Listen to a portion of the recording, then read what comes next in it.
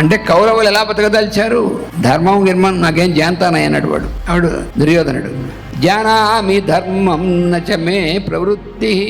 ధర్మం అంటే నాకు తెలుసు ఏది ధర్మమో, కానీ దాని ఎందుకు ప్రవృత్తి లేదు, నమ్మకం లేదన్నాడు. వాడు క్లియర్గా చెప్పాడు, అరే నువ్వు చేస్తున్న పనులని అధర్మం అంటే నాకు తెలుసు. జానామి ధర్మం నచమే ప్రవృత్తి.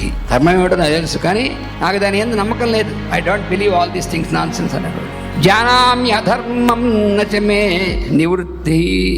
అధర్మం ఏమిటో కూడా తెలుసు, ఏది అధర్మమో తెలుసు, కానీ దాని నుంచి నివృత్తి అంటే దూరంగా వెళ్ళడం అనేటువంటిది నాకు ఇష్టం లేదన్నాడు. వాడిని ఏం చేస్తారు?